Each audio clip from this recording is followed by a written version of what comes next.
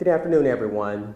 I'm glad that you guys were able to attend this press conference. We're here to give you an update on the unprecedented water main break. This main break was severe. It caused crews to work overnight tirelessly, and we couldn't be more grateful for all the work that has been going into this throughout the night and certainly into today. I have with me today Water Manager Erica Bolenpaul, Fire Chief Randy Morris. These are the two experts that we're going to lean on for their support, as well as their guidance and expertise regarding the fix of this water main break. But first and foremost, I would like to thank the citizens of Cape for their patience. I know it's been frustrating, but rest assured, your team is on top of it. I'd also like to thank some of our partners in the community, Sam's, Walmart, and yes, Cape Girardeau County for stepping up. We're excited about the partnerships with these agencies. We continue to move forward, and we know that they're going to be there for us when we need them. I'm going to take a step back and just give you an overview of what transpired over the last 48 hours. All of City of Cape Girardeau water customers in the near the city remain under a boil notice all week. Customers should limit water usage to essential needs and use bottled water or water that has been boiled. Following a significant water main break Monday, October 3rd, the system began to lose pressure, resulting in a water boil advisory to 14,000 customers, which expanded to all city customers overnight. Due to low pressure, the water plant had been shut down, and all customers could lose water until the system is restored. Workers hope to have the pipe repaired today, but the boil advisory will continue until further notice. I would like now for Erica to step forward and give us an update as to where we are and the progress that's being made throughout the night. Erica. Thank you, Dr. Haskin. So in the water industry, we generally like to fly under the radar. We like for the citizens to not think about where their water comes from. It's a good day when the people can trust that their water is safe and they don't think about where it comes from. Yesterday and today were not good days. It was about 4 o'clock yesterday that we received notice of what appeared to be a very significant main break. We noticed this immediately at our water plant, where we started losing pressure immediately. We started receiving phone calls that water was gushing down the street at Big Bend. We mobilized crews immediately. They spent the next several hours working to isolate this main. It is a 14-inch water main that feeds a large majority of the city of Cape Girardeau. So we worked to shut down numerous valves in an attempt to isolate this break so we could excavate it and make repairs to it. We are still forecasted to have that repaired this afternoon. At that point, we will start reopening those valves that we had shut down and slowly reintroducing the water back into the system. Our water plant is fired up, it's ready to go, and we are prepared, again, hopefully very soon this afternoon, to start sending water back out to the city. Now at that point, if you have water now, or when you receive water later this evening, it does need to be boiled before it's consumed. Additionally, since we are seeing so much strain in the system and trying to get it back online, we do ask that customers continue to conserve water and limit any unnecessary use. So with that, I'll pass it over to Chief Morris. Good afternoon, thank you. I'd like to speak a little bit about, from a fire protection standpoint, and what we're also doing in emergency management to help the community recover from the system. Yesterday evening, I main break as well. We quickly learned that that was going to be an issue as far as fire protection in the community. So we reached out to our community partners, our county fire departments in the rural areas who have tankers, which would include water on wheels. So they were able to get a few volunteers to come in. We were able to staff an extra 4,000 gallons of water on wheels in addition to what we have on our fire apparatus here in the city to provide that extra protection, knowing that we would have issues needing to hook up to a fire hydrant. We also notified the county fire departments in the further areas, further around the city, to let them know that we could be calling upon them for additional help if we had a fire. They are still on standby at this hour today, helping us in our community. Secondly, in emergency management, I made a call yesterday evening around 10 o'clock to our state regional coordinator through SEMA to locate bottled water. We're working on that right now to get some bottled water distribution points set up here in the city for those who are in need of bottled water while we have this temporary outage. This can be used for, it'd be safe drinking water, safe to use for personal hygiene and taking care of that. So we're waiting on some of the folks that we contacted in our region and even outside our region had indicated that a lot of their water had been distributed to the Florida area from the hurricane. So they were on short supply, but we are having some luck getting some bottled water cases by the pallet into the community. We should have some this afternoon, and hopefully tomorrow we would have even more early morning hours. So stay tuned to the city social media on those locations and when we'll have that available later on. Thank you. Thank you, Chief. Folks, we're in this together. Again, as I mentioned earlier, this is unprecedented. For a break to happen at this time and the size of the break. It's something certainly we're concerned about. We've been on top of this since it happened. I'm so proud of the men and women that have been out there every single day since this break took place, working tirelessly to fix the problem. And we anticipate responding again in the coming hours with a statement from the city regarding the status of the fix.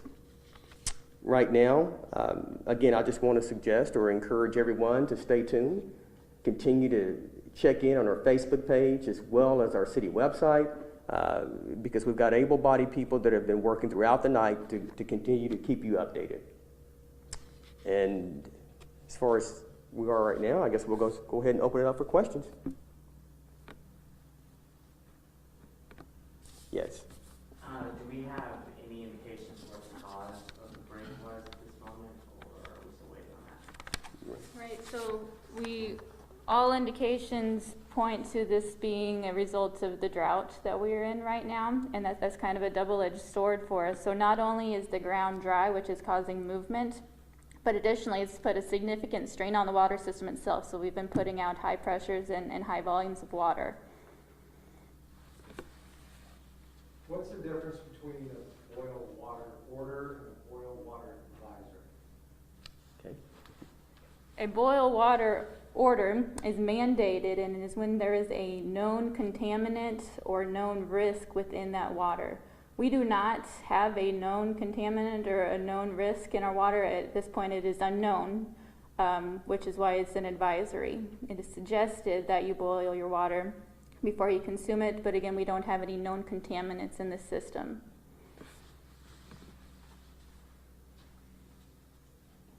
How much water is going through the break?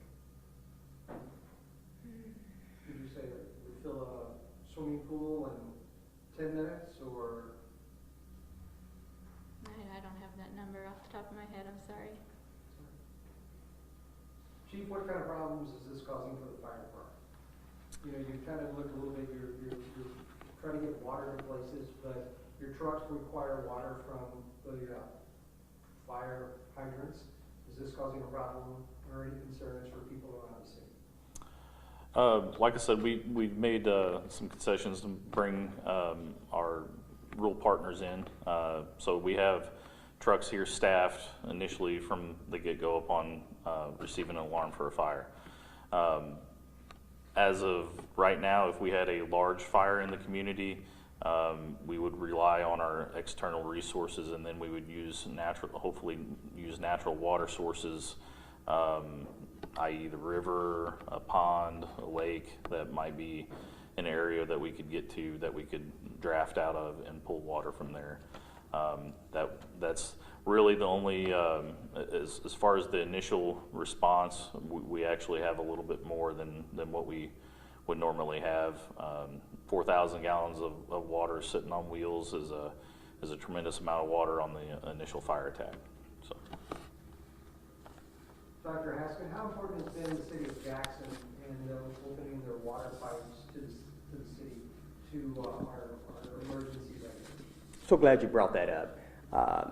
That is one thing that I think is so critical to the city as well as other cities in this country is partnerships. Partners that you can rely on and trust. We contacted them last night. They did not hesitate in responding by opening up their valves to allow us to start pumping water out of their reserve. And I'd also like to mention Representative Smith's office as well. He's been contacted. He's working with other officials from the state level, FEMA, and others to assist us in trying to ensure that we have an adequate water supply for our customers and mainly our citizens here in the city. With that, Chief, you said you're going to try and get some water in here before too long, and you'll let us know where people can pick up the water at that point in time. Yes, sir. Right now we're looking at our community centers, more strategic locations to have access in the community. So we've identified Osage and Shawnee and the arena building as locations where we would distribute. The problem is we are still awaiting those shipments to arrive. So once those arrive, again, we will put that out through our channels to get that out to the community and for those people in need. It's not only a hardship for people in their homes, but also for businesses around town. Is the health department having to go around and check businesses or work with businesses to try to get them to open back up? Because right now many of our restaurants are closed. So what kind of services are available to them? I don't think I have an answer to this one. Okay. Yeah. That's okay. Well, I think we have been in contact with the health department. I think they are in the process of trying to reorganize and come together and work with us to try to help those businesses, because we have heard this morning from some of our businesses, mainly our restaurants, and so we anticipate that progressing throughout the day. What information are you telling the schools such as SEMO and Cape Public Schools about when they can reopen? Well, right now, we're going to wait a couple of hours before we make that determination to truly ascertain exactly where we are with respect to the break and, more importantly, the fix. Last night, I had several conversations with the school officials. They obviously heeded the alert, and they responded quickly to ensure that they protect the interest of their citizens. When it comes to the pipes being broken, we're talking about the ground. Doesn't look like we're going to get rain anytime soon. How concerned are you about other pipes in the system? Are we using old pipes? Is this a problem with that? Or the wrong type of pipes to deal with this weather? What are we looking forward to in the future? Yeah, that's a very valid question and valid concern. So this pipe in particular was put in place in 1931. So it is 91 years old, and we have certainly got our use out of it, I'd say, at this point. We have a list of capital improvements for these types of areas where we have the older infrastructure in place that we would like to replace. And that is part of our CIST program, that these kinds of projects are on the list to replace some of this aging infrastructure, and this would be a prime candidate. How much of our infrastructure is in that age of 91 years old when it comes to your water pipes? Certainly a significant portion of downtown and the older parts of town, that's where you're going to find the older pipes. I hate to put a percentage on it. Maybe 20%. Is there anything that you can do to watch for movement of dry, the earth compacting due to the drought, to kind of keep an eye on these pipes in the future or as we go forward? Not that I know of. I'd like to mention another agency we've been working with, which is the Missouri Department of Natural Resources. They have been with us step by step. Initially last night and through this morning. They are in town right now watching what we're doing at the water treatment facility. And when we get the system back online, what they're going to do is require us to do 2 days of 20 representative bacteriological samples across the system to ensure that there is, again, no bacteria in that system and it's safe to drink. So that is the plan when we get the system back online, and DNR is right there with us.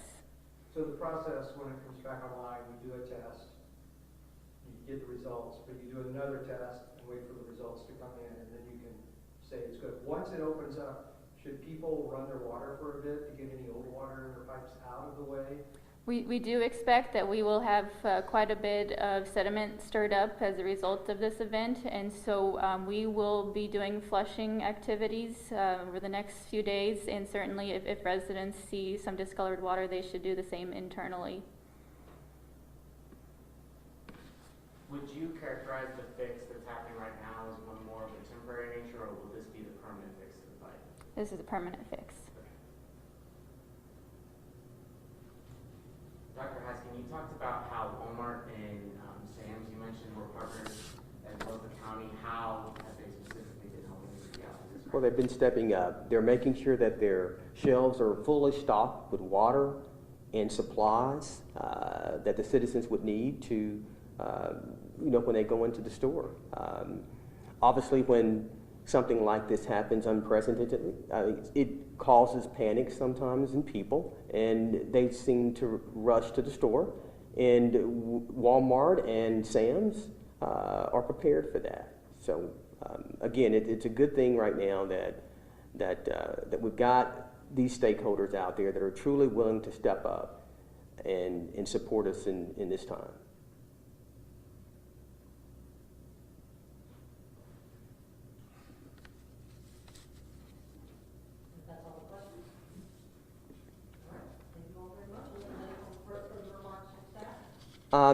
Just only that we continue to thank the community for their patience, and I know the mayor and the council would like to extend their gratitude and support for that as well. They're on top of this. They're communicating with me on basically a 5 to 10 minute basis to ensure that the needs of their citizens and their wards are taken care of. So I just wanted to make sure that you guys knew that. Okay. Thank you.